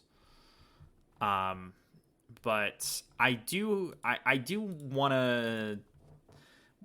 What do you think about the Discord PlayStation thing? So, like, for those that don't know, Ooh, PlayStation yeah. and Discord announced that they are going to be entering a partnership in some capacity. Let me just I'll read you a little bit from Jim Ryan's official. Yeah. So Jim Ryan is the president and CEO of the Sony Interactive Entertainment portion of Sony. So particular branch dealing with games. Yeah. And he put out a little statement, and it's very vague, but I'll just read this part. Together, our teams are already hard at work connecting Discord with your social and gaming experience on PlayStation Network. Our goal is to bring the Discord and PlayStation experiences closer together on console and mobile starting early next year, I assume 2022, allowing friends, groups, and communities to hang out, have fun, and communicate more easily while playing games together. And that's pretty much all they say about it. There's like a lot of filler. There's like a lot of random filler text in this statement. But yes. To me, that basically just means that they're probably replacing default PlayStation chat, or at least adding on to it with Discord functionality.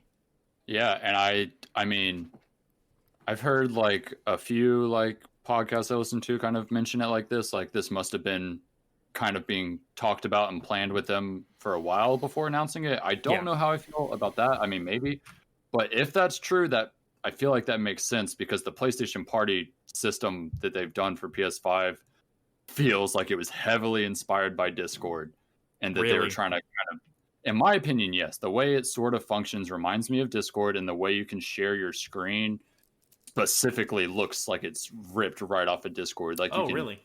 Yeah, you can share your screen on PlayStation almost like with the click of a button, just like Discord. And then if you don't want that to be the focus of your screen, like the person watching the shared screen, you can just have it like thrown in any of the corners of your screen while you're doing what you're actually doing.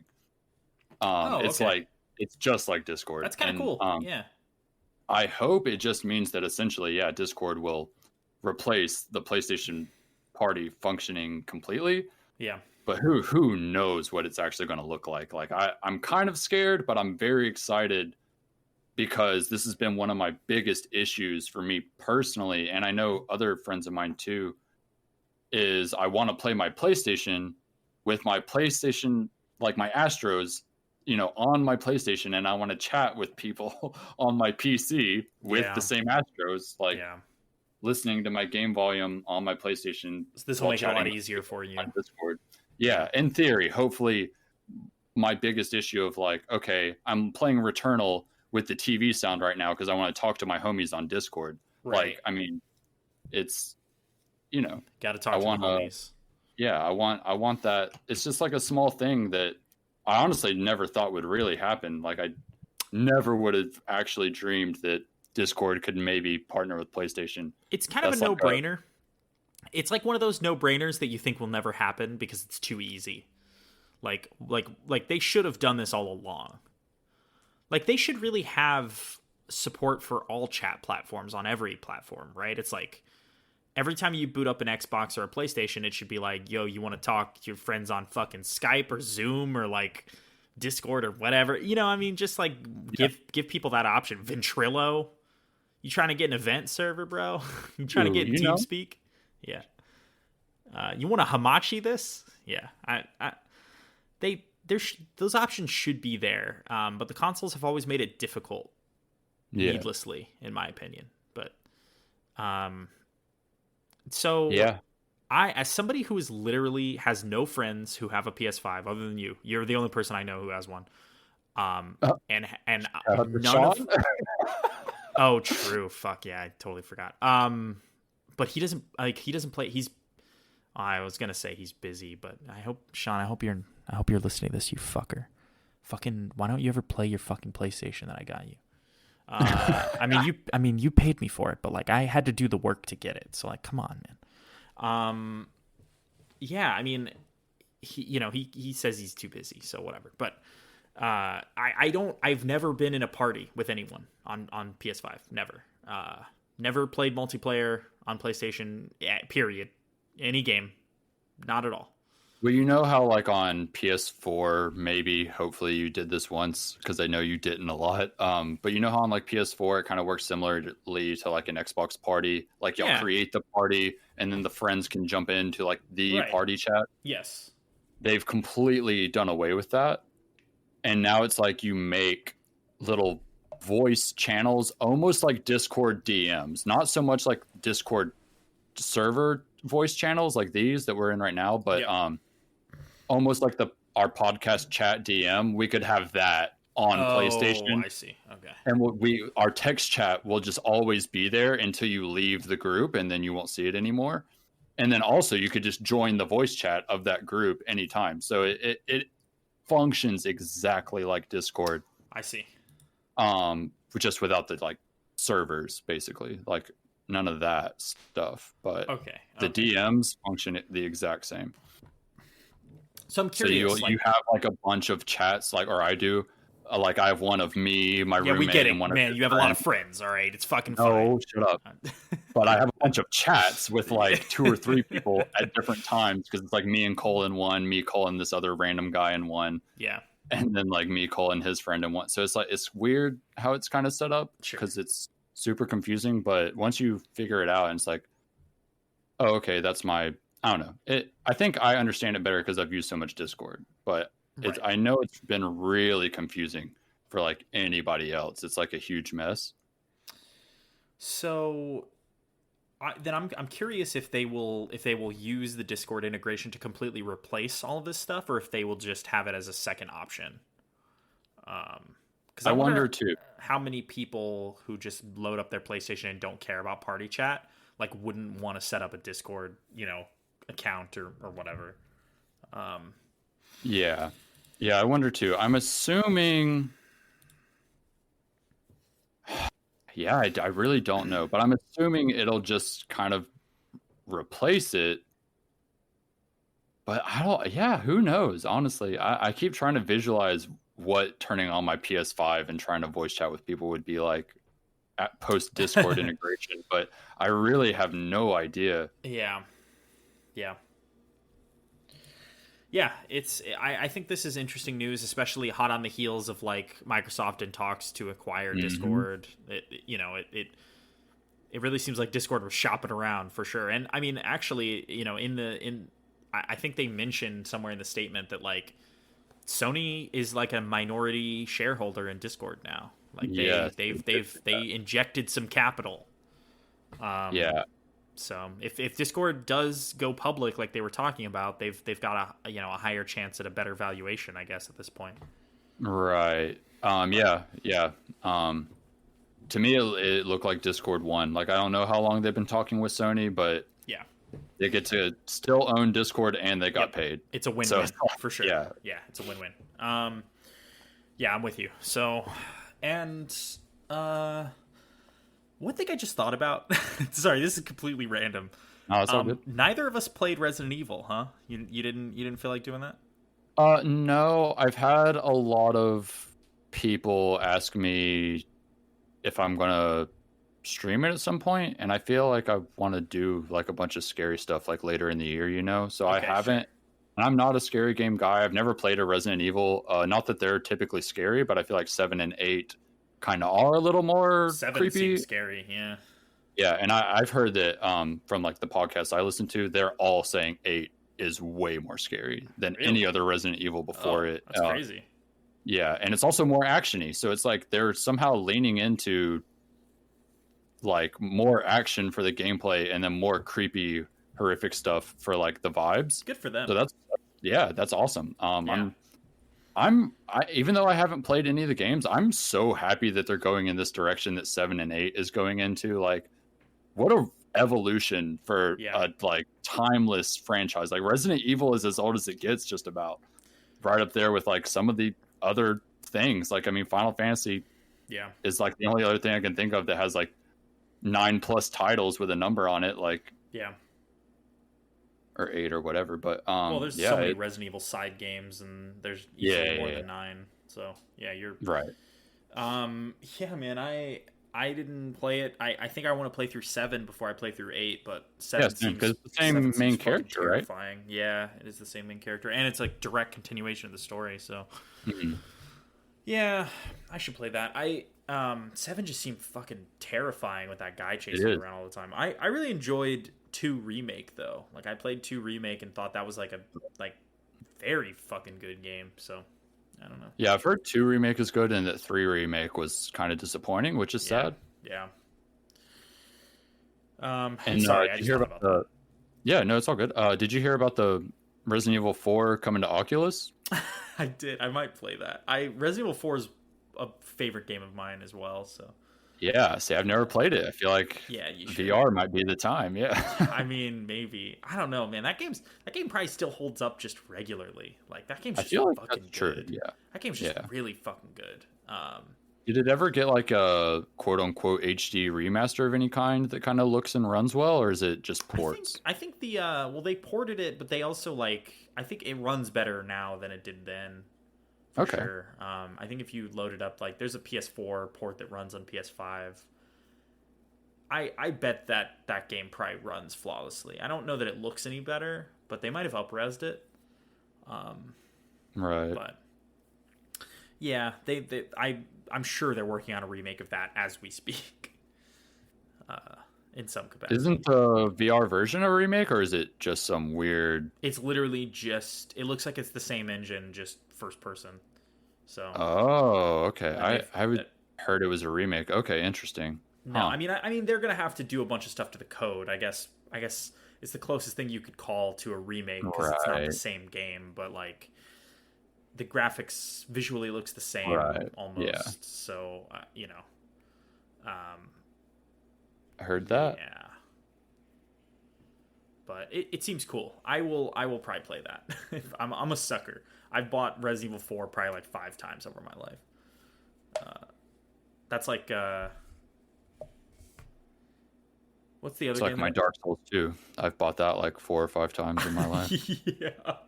Yeah. I was literally scrolling through my PS4 game library and was like, when did I buy Scholar on PS4? Why did I do that? And then it turns out I remembered it was because Tran wanted to play together and he didn't have it on PC. Oh, I played with Tran. That's so funny. He helped me beat the DLC back in the day. Oh, wow. Really? Yeah, he had a really wastes. Oh. Cool. I didn't have any other news, really. I didn't nothing jumped out at me. I mean, they released a new Intergrade, a remake Intergrade trailer. Yeah, they announced that's going to be exclusive, as if we didn't already know. Yeah. And then the Yakuza people said Yakuza moving forward is going to be turn-based only. Yes, that's right. Yes, I did see that, which is cool. You've been playing 7, right? Oh yeah, I have actually been playing that a decent amount. It's kind of long, so I get burnt out and take a week off, but then I get that itch again because it is genuinely fun. I don't know if you've played it yet. I know people talked about it on here a decent amount, but it is just genuinely a good time. I honestly am having the worst time when it's a cutscene. I will be in cutscenes and dialogue for 40 plus minutes. Yeah, and that's boring. I'm sorry. I want to get back to laughing and beating people up. That's funny.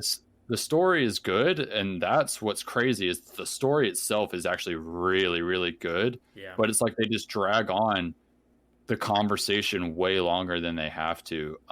That's just Yakuza. They've always done that. Yeah, exactly. And it drives me crazy. I find myself skipping the cutscenes after I understand what they're talking about. Sure.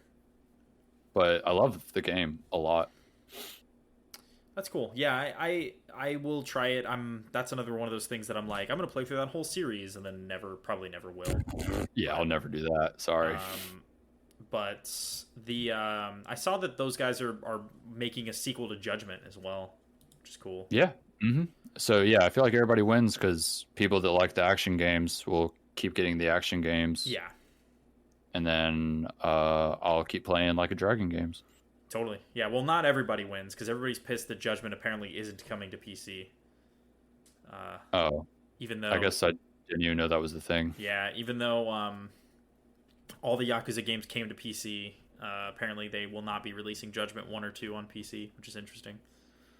That is really weird because I was just the podcast I was listening to literally yesterday. They were talking about how the relationship between Sega and Microsoft is like really, really strong, and that's why all the Yakuzas came to PC, and that's why Like a Dragon launched on Xbox like first, I think. Maybe I'm wrong about that. No, you're right. Yeah. And that people even thought like maybe Microsoft was going to acquire Sega. So I feel like there's maybe, maybe people are just assuming too much. Like I feel like it's going to come to PC eventually or something, right? There's no way. Maybe. Yeah. I mean, what's interesting is that it's launching.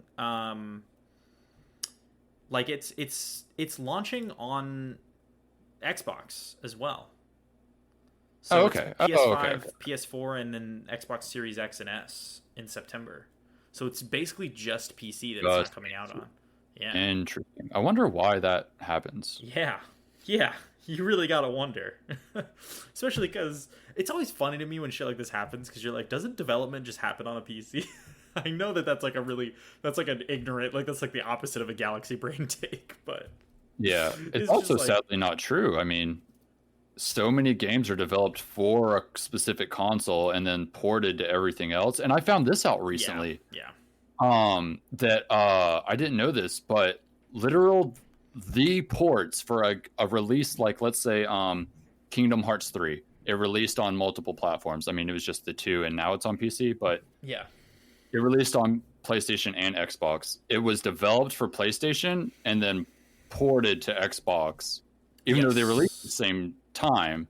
Yeah. But like ported by another team. Yeah. I didn't know ports, like day one ports, not like ports that happen later on down the line. Yeah. I didn't know that was made by different teams. That is so weird to me. Not always. But apparently it is almost always, though. I didn't know this until the other day, but it's like very rarely does the same team of people that are making the game port it to the other consoles or platforms. And I thought that was kind of strange. No wonder ports have issues. Yeah. I mean, it depends on the studio, right? I mean, like, and I think if you're the type of game that's launching on multiple platforms anyway, you probably have multiple studios, so it kind of is a moot point, right? Like, look at Call of Duty. Like, technically one team makes that game for all platforms, except there's like 57 studios, so can you really say it's only one team unless you're just lumping all those studios in? So it's weird. You know what I mean? Like, it's kind of like, it's like you have so much cross work these days. Yeah. But yeah. No, that's fair. For sure. Yeah, I didn't realize Kingdom Hearts 3 came out on PC actually. Yeah, it just happened. People seem to have soured on that game a little bit. Yeah, I thought they were always sour. I don't know. I mean, when it came out, everybody was kind of like, oh, it's okay. I think in retrospect, people are maybe less charitable than that. I hear a lot of people who I would consider Kingdom Hearts fans saying that they outright hate that game. So, yeah, I was about to say I had a hard time finding people that would say anything good about it ever since release period. Like, a lot of people didn't like that. Which is, it's kind of amazing just how much of a train wreck that is. This is like, I feel like we've probably had this conversation before, but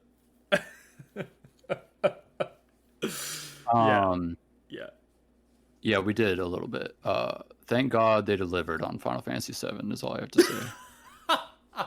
Thank God, because that was the final one for me. I was like, all right, 15, nope. All right, Kingdom Hearts 3, nope. How long am I gonna wait for them to make a game for 10 years and then disappoint me?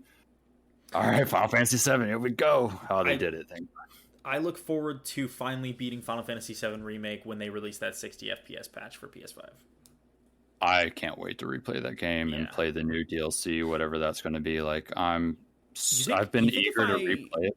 If I load up Intergrade, do you think it'll make me start over, or will I get to pick up my save? Because I don't want to play through the beginning of that game again. I think you do have to start over. Fuck. Yeah. I don't know though. Everything up to the pizza party at what's her name's house is boring. Yeah, it is actually. And then I like the pizza party. It's cute. It was really cute. The cats too. Yeah. Was it you that said those are the most realistic cats you've ever seen? Maybe. Sounds like something I would say. I don't know. It's hard to keep track. I say too much shit. All right, man. Well, I feel like that's it. That's the run of it. Actually, I say that, but we have been talking for almost 2 hours, so. Yeah, we did a thing. Yeah, we sure did. Yeah, I'm excited to next time we talk have more of a concept on how I feel about Returnal. Yeah, I plan on playing that more for sure. That's like the one I at least want to get to the other biomes and then be like, okay, like I'm in or I'm out. Like I feel like I can't really give my full judgment until I'm further, and I really want to get further. Do you? This is actually just a random last question here. I've seen a lot of people online talking about how they don't feel like it's worth the asking price. What do you think about that?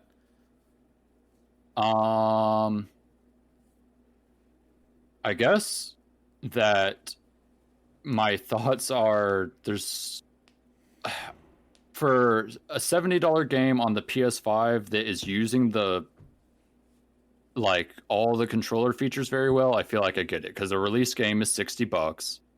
Whether or not I agree with that is like a whole other thing, I guess. Like, I feel like if you're buying a game for 60, you're essentially paying to have it early, basically. Like, you want it immediately instead of just waiting for it to be priced what it's actually worth. And people understand and accept that. So if I'm acknowledging already that the $60 price thing is a thing, which is whatever, $10 more to have all these like cool, intricate controller like features, I feel like has to math out. Like that had to be a lot of work. If I'm paying for a AAA game, it looks good, it feels good, and has a lot of controller features. The $10 extra, I guess I get it. But like it's such a weird, I don't know. Yeah. Like I don't know why I would ever pay $70 for a game on PC or Xbox. Like I don't know if that's happening very commonly, but I feel like I personally just justify it just because of the controller. But like if a game wasn't using the controller and was just $70, I would definitely be asking why. Like I don't. Yeah, I think it's more about like maybe the structure of the game makes it feel like, I mean, I think it feels like a budget game stuck in a AAA wrapper. You know what I mean? In a weird way. Like I see what you're saying there. You know, like what we said, arcade game kind of thing. But I'm one of those people who like I'm gonna buy a game early because I want to be part of it. You know what I mean? I want to be part of the launch of something that I'm excited for. Yeah. So I'm always gonna pay the money, the asking price. So for me, it's like kind of a moot point because I'll just pay it whatever. If I'm interested in it, then to me it's worth it. But I've definitely seen people imply that's like a very steep ask for this game in particular, which I find really interesting. I've seen a lot of conversation about that too. And there's this one guy that's a part of like the Game Informer crew that has a really strong opinion on the $70 price tag in general.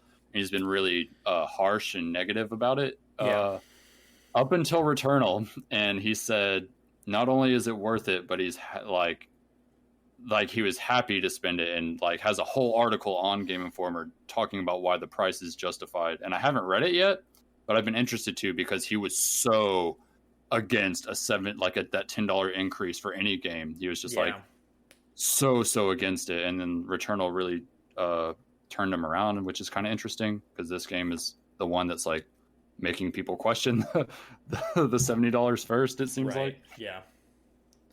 Interesting. But another way I usually look at it is like I'm looking at Nintendo games. I'm still buying Switch games for $60.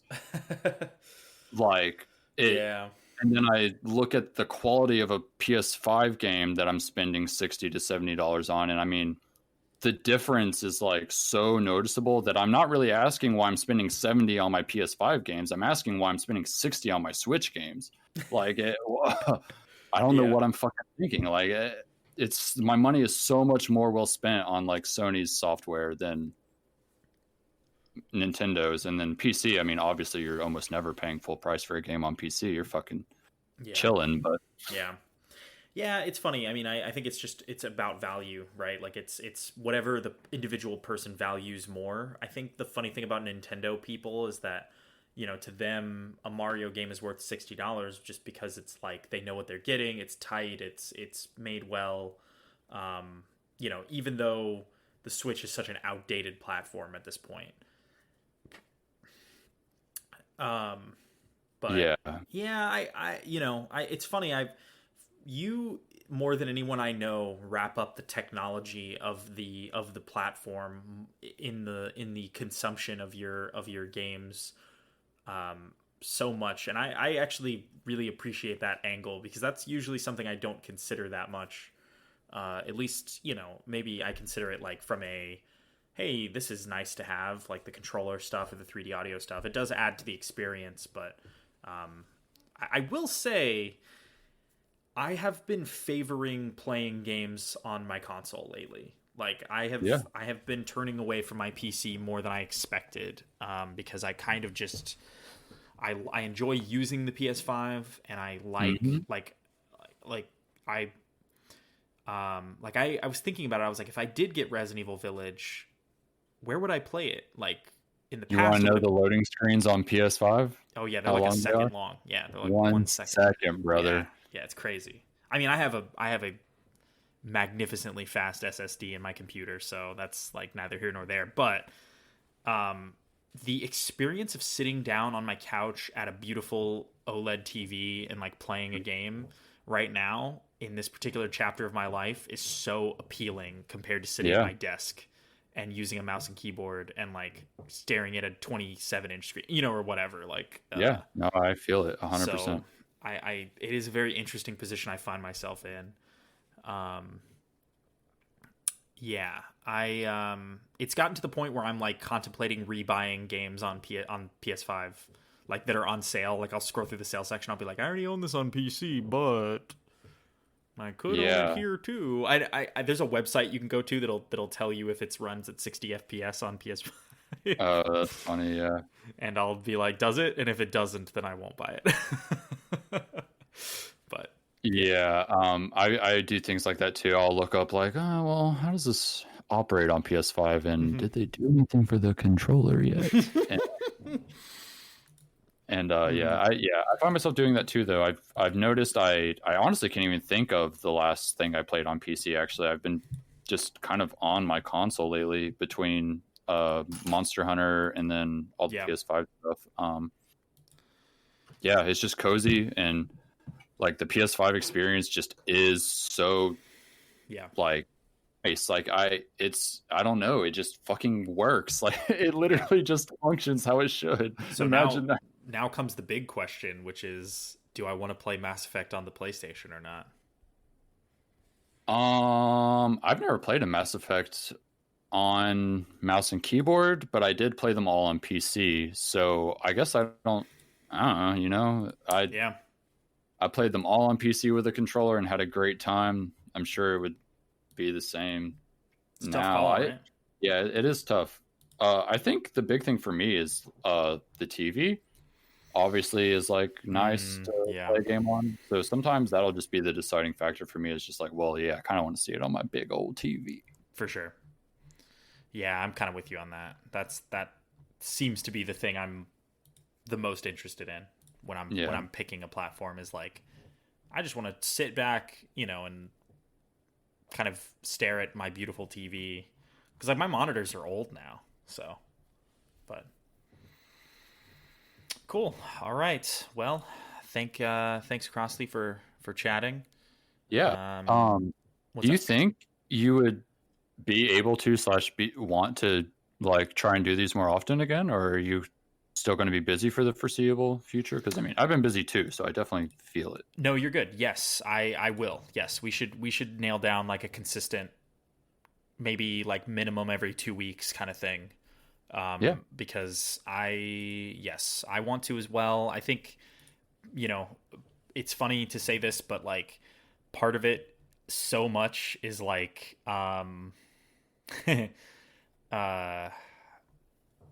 you know, maybe not feeling the enthusiasm from everybody else kind of drained me a little bit. But I mean, if you're excited to do it, I'm excited to do No, it always. So yeah, I actually totally know what you mean. Like, I didn't particularly feel that, I guess, for this, because this is like a no pressure thing for me. Like, I kind of just felt like I was popping in and just having fun, you know? for sure. Whereas, like, I feel like it's a little bit more work for you, past just popping in and having fun. So it's like, I never worried about that for this specifically, but I definitely know what you mean for that with other things in my life. So it's like, I'm I'm legitimately always excited to do this, even if I'm too busy to remind you that I'm excited to do this. I love doing this. Good. I love sitting down and talking about games with you. I'm glad. Yeah, I really like it too, and it's really not like I get better and faster at editing and all this stuff every time. So it really there's no excuse for it to not be a consistent thing. So we should nail it down, and especially once I get the new job situated, we can start kind of weekends could be dedicated recording days because it's super easy. So cool. Yeah, let's yes, we will look for more Infinite Scale Podcast Network soon, because I'm playing a lot of games, you're playing a lot of games, so we can, at the very least, you and I can sit down here and there and chat about it for sure. Cool. All right, thanks Crossley, thanks anyone for listening, and we'll be back. Peace. Oh yeah, bye.